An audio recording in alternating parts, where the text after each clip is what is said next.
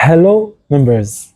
Welcome back to Agora Legis, the platform of legal minds, a platform where we discuss legal principles and break them down into easy understandable facts. And today we are diving into Contract Law 1, and we shall look at the principles governing acceptance. Acceptance in Contract Law 1. We shall see the definition of acceptance. We shall look at the types of acceptance and those principles governing acceptance. So, without further indulgence, I remain Counsel Ben, and let's get the roll ball, let the ball rolling. So, acceptance is defined uh, in section 1, the interpretation section of the Contract Act Cap 284, as a party's assent to the offer of the offerer, actually. So when the offeree, the one who is receiving an offer, receives the offer, then when he assents to it by some means, either uh, verbally, orally, or even impliedly, because we shall see the types of acceptance, and and he accepts to the offer of the offerer. That is what we call acceptance. So we shall look at that the case of Intowers versus Miles for East Corporation, a case reported in 1955 All England Law Report, where Lord Denning defined acceptance as an assent by the offeree to the offer, and the contract is made at the place where the acceptance is made. So the types of acceptance involve express acceptance and implied acceptance. Express acceptance is an acceptance to an offer or to a contract where the offeree states it clearly and makes it clear to the offerer that yes, I have accepted to your offer. I am okay with what you told me, and I do, and we shall proceed with the terms of the contract. So it can be either in writing or verbally, or yeah, or even like uh, sending someone. So it has to be expressly stated that I have accepted the offer or the terms of the contract. That is what we call express acceptance.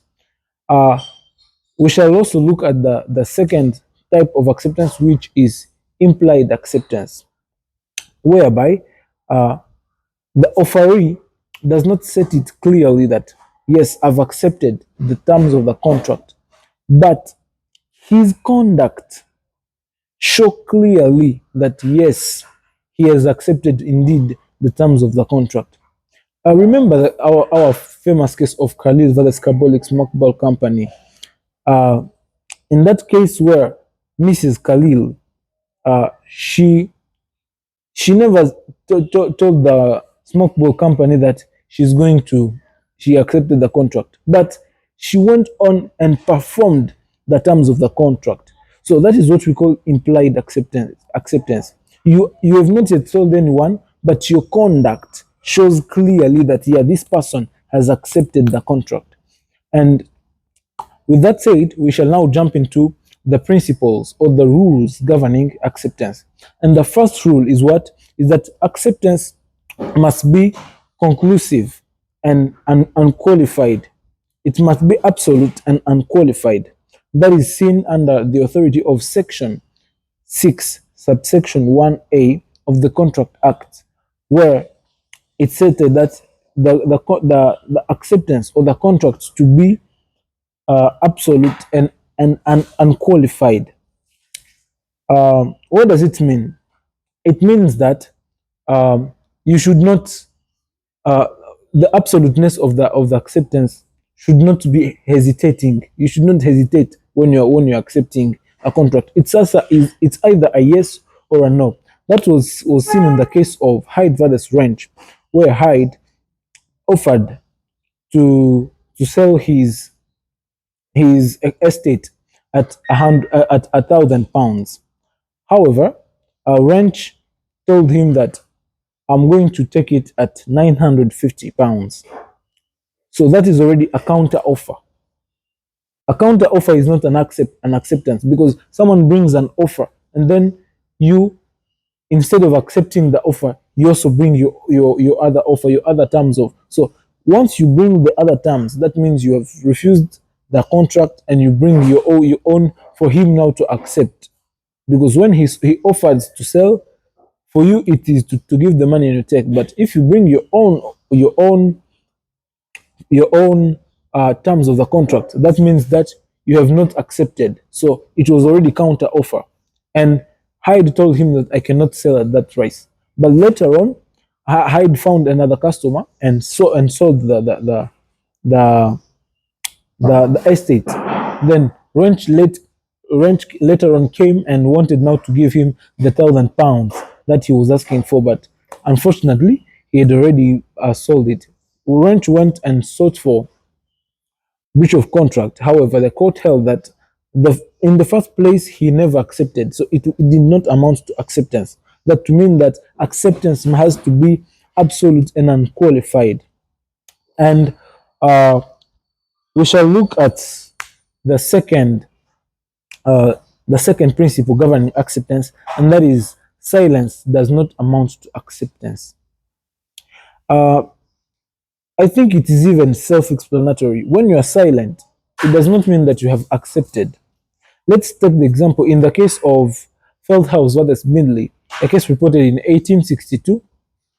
The fact at this case is that Feldhaus wanted to buy a horse from the nephew. In the letter, she wrote that she wrote that in case you don't say anything, I will consider that you have accepted me to buy your horse at £30.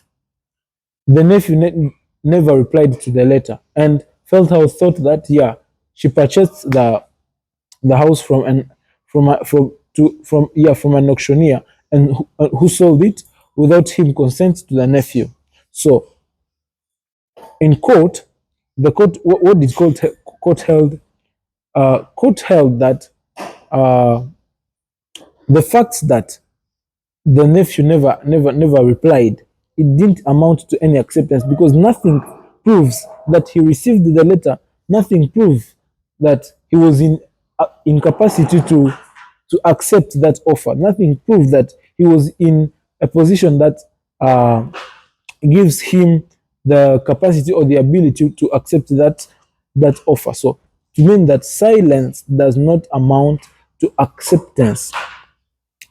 The third rule governing acceptance is that acceptance must be communicated to the offerer. This is found under Section 3, subsection 2 of the Contract Act, Cap 284, that provides that communication of acceptance of an offer is made by an act or omission of a party of who accepts the offer to the offerer. So what does it mean here? If the offerer does not receive your acceptance, like someone makes you an offer, but you don't say anything, or maybe you don't even do it impliedly or expressly. So if he didn't receive any acceptance from you, a contract is not made. To mean that the offerer has to receive the or, or the acceptance has to be communicated to the offerer. In the same case seen earlier in Entwas Limited versus Smile Far East Corporation, it was held that if in that obiter dictum of Lord Denning, he said that if someone uh, gives an offer to the other one at the other side of the river, and then while giving his feedback, an air an aircraft passes, and he's not able to understand what the other party said. What does it imply? It implies that there was no contract made, since acceptance was not communicated to the offerer. The fourth rule is that uh, acceptance must be communicated by someone who has authority to do so. So either by the offeree or a legal agent of the offeree who has capacity to do so. This was seen in the case of Powell versus Lee, reported in 1908, uh, where the plaintiff Powell applied for a job, and then someone who never had that power to tell him that, yeah, you have been recruited, told him that he was recruited, and then later on the headmaster board and never took him. So he sought for breach of contract, but the court held that acceptance not made since uh, since he never the person who accepted the contract never had authority to do so. So the last one as last rule governing acceptance is what we call the postal rule. And here we have to be very keen, because it's somehow contradictory to what we said that acceptance has to be communicated to the offerer. So here it means that if in a contract the offerer and the offeree agreed that the way of communication of this contract will be by post mails, what does it mean? It means that once you have agreed that you will be communicating through posts, once the acceptance letter is posted, it's already acceptance. Whether the offerer receives it later on 2 years after, once it's posted in the very timeline it was supposed to be accepted, it's already acceptance. So this is an exception to the rule of acceptance must be communicated to the offerer.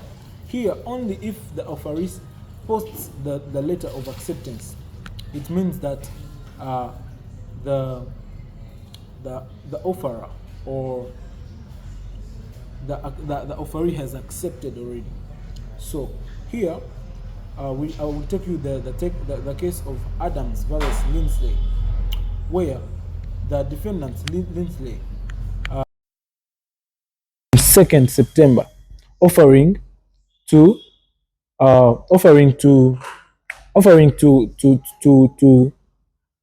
okay, he wrote an offer offering to do something, to enter into a contract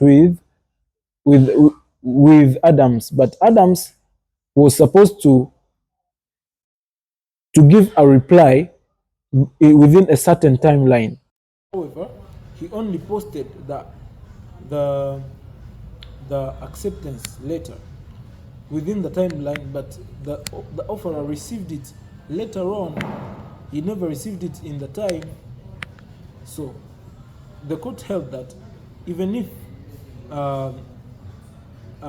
Lindsley never received the acceptance letter in the time, as long as it was posted within the timeline, it amounted to acceptance, and a binding contract was formed. So members, that is in short what amounts to the rules governing acceptance. Thank you for watching. Our contacts are down there in the description. I urge you, if you need more accompanying or private session tutorials, we are still there available for you. It's just a matter of hitting us up, and we shall be there. Thank you for watching, and see you in the next video.